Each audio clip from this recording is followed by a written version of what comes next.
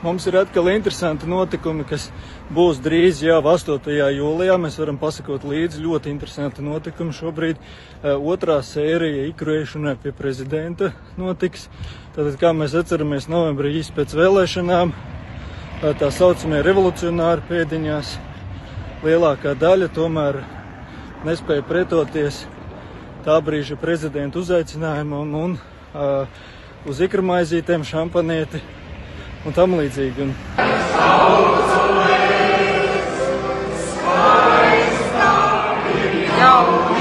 8. jūlijā būs otrā sērija, un tad mēs paskatīsimies, kuri tad mums ir šie te īstie revolucionāri, un kuri atkal nespēs atturēties, aizbildinoties ar dažādiem pieklājības normām, etiķetēm un tam līdzīgi, un tomēr ieradīsies pie Rinkēviča 8.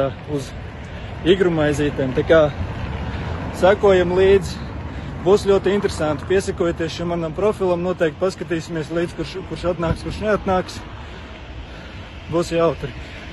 Padalieties ar šo video. Tā, čau!